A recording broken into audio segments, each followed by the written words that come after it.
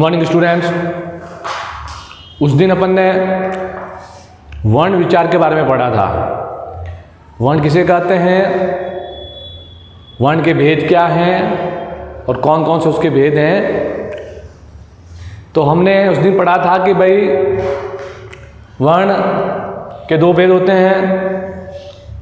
एक तो होता है अच यानी स्वर, दूसरा होता है हल यानी व्यंजन। अच कितने प्रकार के होते हैं, अच के कितने भेद होते हैं यानी स्वरों के कितने भेद होते हैं वो अपन ने पढ़ा था। और हल कौन कौन से वर्ण होते हैं वो हमने पढ़ा था। आज हम पढ़ेंगे लिंग के बारे में। लिंग किसे कहते हैं और ये कितने प्रकार के होते हैं यानी इसके कितने भेद होते हैं। लिंग किसे कहते हैं, सबसे पहले उसकी परिभाषा। लिंग किसे कहते हैं, वे शब्द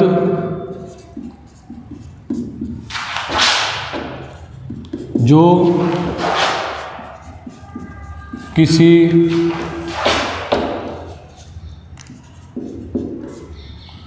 पुरुष जाति, स्त्री जाति या अन्य जाति का बोध कराते हैं, वे लिंग कहलाते हैं।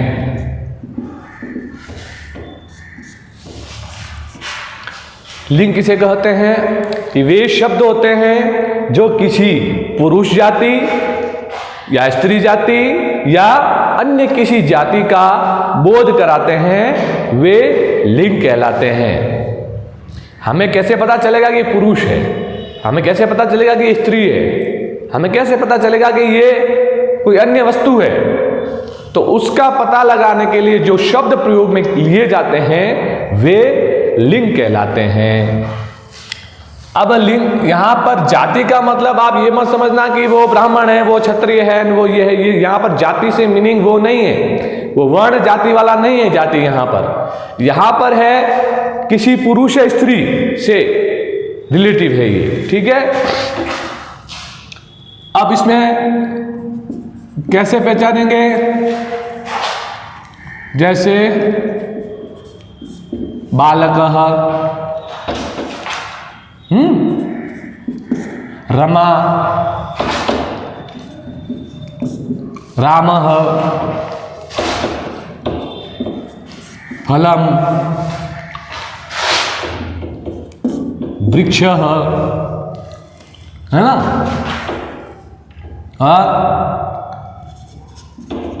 कंदुकः, कंदुकम, ऐसे। बालकः, अब यहां पर बालक किसका बोध करा रहा है, लड़के का। तो लड़का जो होता है वो किस में आएगा, पुल्लिंग में आएगा। किस में आएगा, पुल्लिंग में आएगा। रमा, रमा किसी स्त्री का नाम है, किसी लड़की का नाम है, तो मतलब वो किस में आती है, वो स्त्रीलिंग में आती है। राम, नाम से पता चलता है ये पुरुष है, तो पुल्लिंग का पता चलता है। फलम, फल है तो इससे पता चलता है नपुंसकलिंग। वृक्षः पुल्लिंग, कंदुकम नपुंसकलिंग, ठीक है ना। तो ये हमें पता लगाएंगे कि ये पुल्लिंग है या स्त्रीलिंग है या नपुंसकलिंग है। ये हमें बोध कराएंगे, पता लगाएंगे, तो वही वे शब्द क्या कहलाएंगे, लिंग कहलाएंगे। अब लिंग के भेद, लिंग के भेद कहो, प्रकार कहो, कुछ भी कहो, ठीक है। लिंग के भेद, लिंग के कितने भेद होते हैं, लिंग के 3 भेद होते हैं। कितने भेद होते हैं, 3 भेद। कौन कौन से होते हैं, पहला पुल्लिंग है ना, दूसरा स्त्रीलिंग और तीसरा नपुंसकलिंग।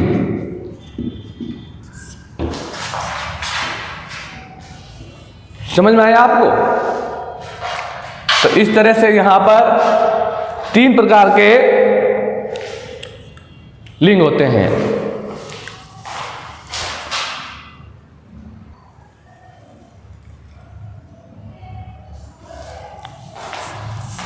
तो हमने देखा कि लिंग के भेद कितने प्रकार के होते हैं, पुल्लिंग, स्त्रीलिंग और नपुंसकलिंग। ये 3 प्रकार के लिंग के भेद होते हैं।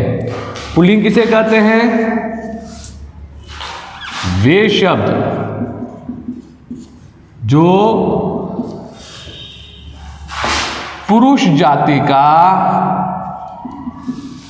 बोध कराते हैं, पुरुष जाति का बोध कराते हैं, वे क्या कहलाते हैं? वे पुल्लिंग शब्द कहलाते हैं। क्या कहलाते हैं? पुल्लिंग शब्द कहलाते हैं। स्त्रीलिंग किसे कहते हैं? वे शब्द जो स्त्री जाति का बोध कराते हैं, वे क्या कहलाएंगे? स्त्रीलिंग कहलाएंगे। और नपुंसकलिंग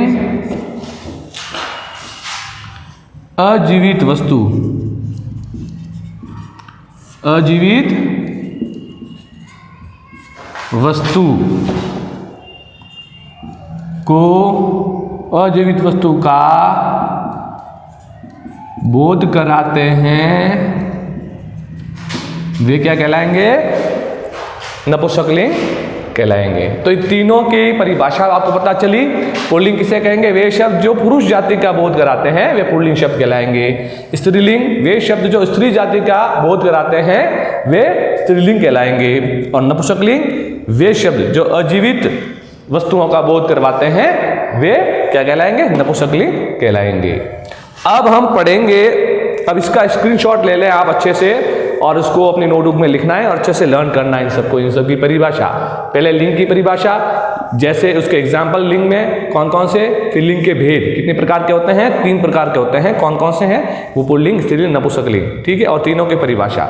ठीक है, अब हम इसको थोड़ा ढंग से पढ़ेंगे, खोल के पढ़ेंगे। सबसे पहले हम लेंगे लिंग भेद में से पुल्लिंग। अब पुल्लिंग को सबसे पहले हम अच्छे से इसको पढ़ेंगे। पुल्लिंग किसे कहते हैं? पुल्लिंग में कौन कौन से शब्द आते हैं? अब हिंदी में पुल्लिंग और स्त्रीलिंग में पुल्लिंग में थोड़ा सा अंतर है, हल्का सा अंतर है, ध्यान रखना। सबसे पहले पढ़ेंगे हम पुल्लिंग के बारे में।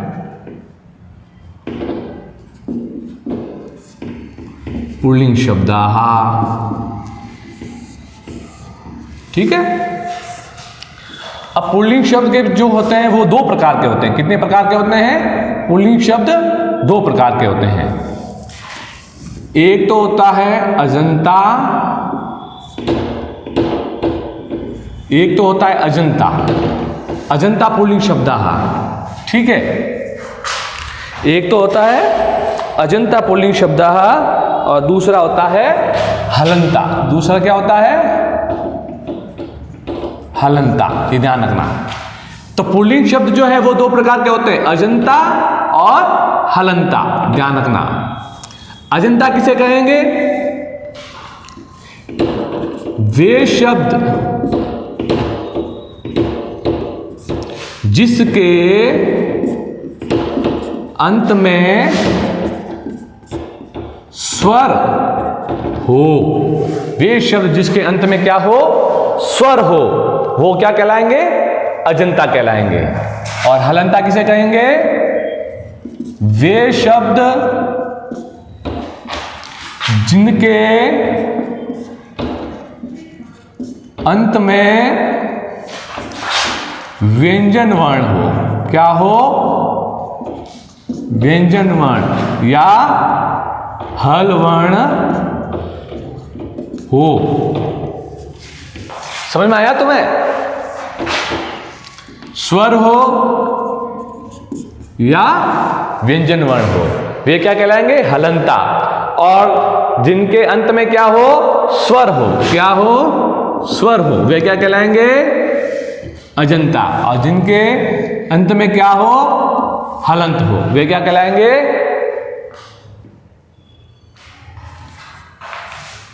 जिनके अंत में व्यंजन है वे क्या कहलाएंगे? हलंता कहलाएंगे। तो पुल्लिंग शब्द जो है वो दो प्रकार के होते हैं, ठीक है। अब हम इनके बारे में थोड़ा विशेष पढ़ लेते हैं, इसके कौन कौन से एग्जाम्पल्स है वो हम पढ़ते हैं, ठीक है। इसका भी स्क्रीनशॉट ले लो अच्छे से।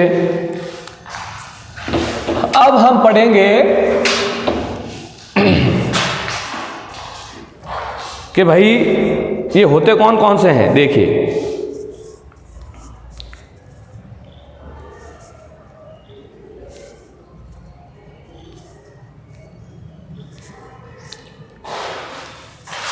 अब सबसे पहले, अब अंत में जो वर्ण आएगा, जो स्वर आएगा, वो अंतांक कहलाएगा, ठीक है। अब हम कुछ पुल्लिंग शब्दों को इसके उदाहरण लिख रहे हैं, ठीक है, ध्यान रखना। जैसे सबसे पहले हम कर रहे हैं, इसमें सब साथ में ले लेते हैं, वैसे पहले कर देते हैं, अकारांत कर लेते हैं, ठीक है। अकारांत, अकारांत, ठीक है। तो अकारांत पहले जैसे कि रामः, ठीक है ना। दूसरा बालकः, है ना, रामः, बालकः। कई नाम आएंगे, देखो आप, छात्रः। चौथा शिक्षकः, ठीक है। कृषकः, मयूरः,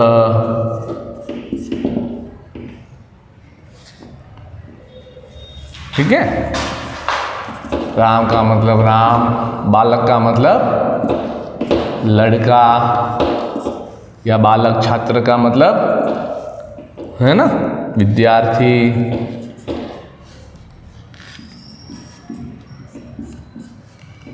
शिक्षक का मतलब अध्यापक। कृषि का मतलब किसान। मयूर का मतलब मोर, है ना। शुकः,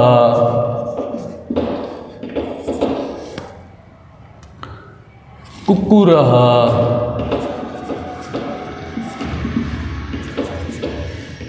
फिर अश्वः,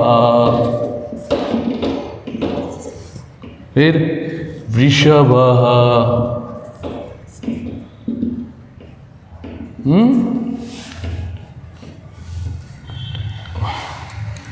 सिंहः,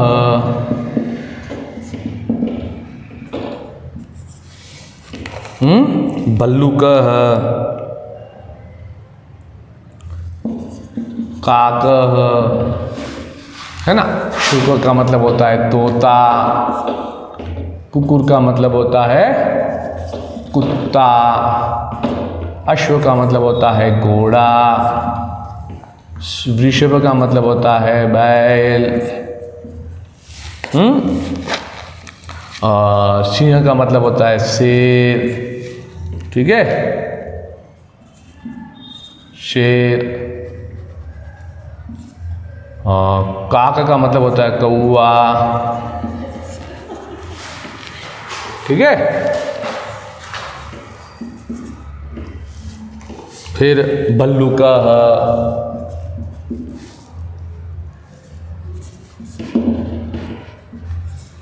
फिर गजः, और फिर शौचिकः,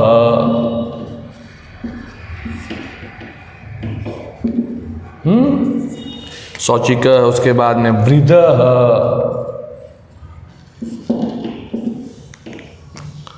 उसके बाद में घटः,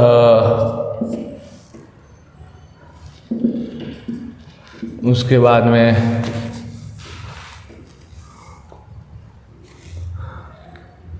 दूरभाषः,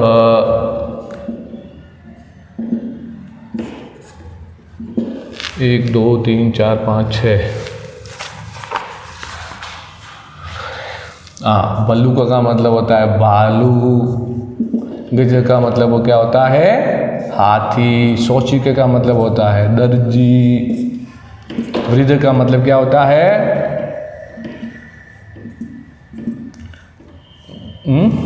बुजुर्ग, बूढ़ा।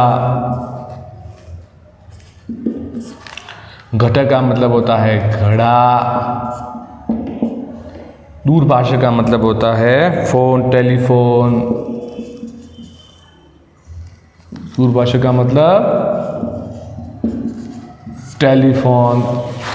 तो इस तरह से कई उसके उदाहरण हैं जो अकारांत के अंदर आते हैं। अकारांत का मतलब क्या हुआ, अब ये समझें आप। अकारांत का मतलब ये हुआ, जैसे मैंने लिखा है रामः, रामः के अंदर अंतिम जो वर्ण है उसके अंदर म के अंदर क्या आ रहा है, अ आ रहा है।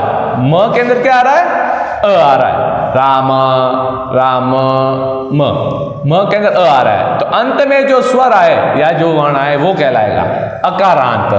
अब मैंने लिखा होता है यहाँ रमा, तो मां के अंदर क्या आ रहा है आ, तो ये कहलाता आकारांत। क्या कहलाता आकारांत। अब यहाँ पर राम म के अंदर है अ, इसलिए ये कहलाएगा अकारांत। समझ में आया आपको। तो ये सब अकारांत, सबके अंत में अ आ रहा है। रामः, बालक, छात्र, शिक्षक, कृषक, मयूर, शुक, कुकुर, अश्व, वृषभ, सिंह, काक, भल्लुक, गज, शौचिक, वृद्ध, घट, दूरभाष। तो इस तरह से कई इसके एग्जाम्पल्स हैं। ये तो अकारांत हुए। अब आएंगे आपके इकारांत। क्या आएंगे, इकारांत। ठीक है। अब इकारांत पुल्लिंग शब्द कौन से हुए, इकारांत पुल्लिंग शब्द जैसे देखो कवि ही, है ना, रवि ही, मुनि ही,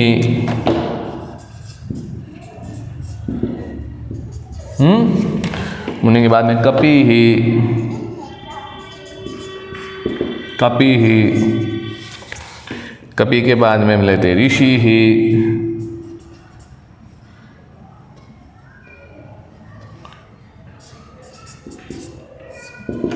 ऋषि ही, है ना।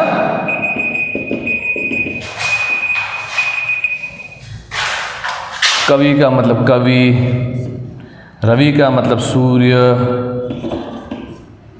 ना, मुनि का मतलब मुनि, कपि का मतलब बंदर, ऋषि का मतलब ऋषि।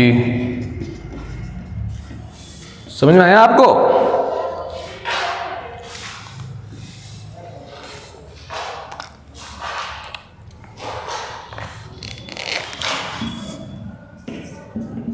गिरी ही,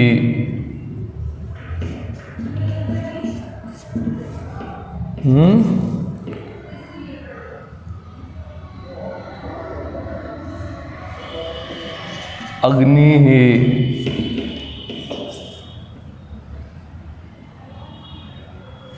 निधि ही,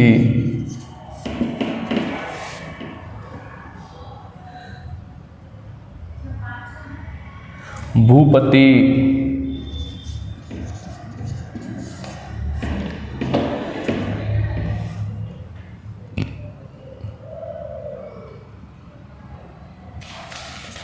हरि ही, है ना। गिरी का मतलब पर्वत, अग्नि का मतलब आग, है ना। निधि का मतलब खजाना,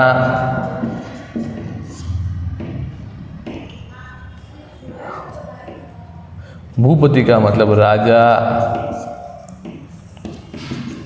हरि का मतलब विष्णु भगवान। समझ में आया तुम्हें?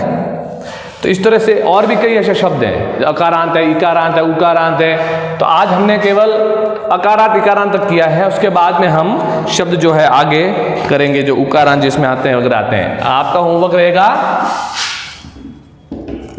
कि इनको अच्छे से लिखना व याद करना। ऐसा याद करना कि कभी भूले नहीं, ध्यान रखना। इसकी पहचान आपको सबको पता होनी चाहिए कि पुल्लिंग कौन से शब्द होते हैं और पुल्लिंग में कौन कौन से, उसके भेद के अकॉर्डिंग अकारांत इकारांत जो होते हैं शब्द कौन कौन से होते हैं। ठीक है, इसके बाद में हम अगला टॉपिक पढ़ेंगे। ठीक, थैंक यू।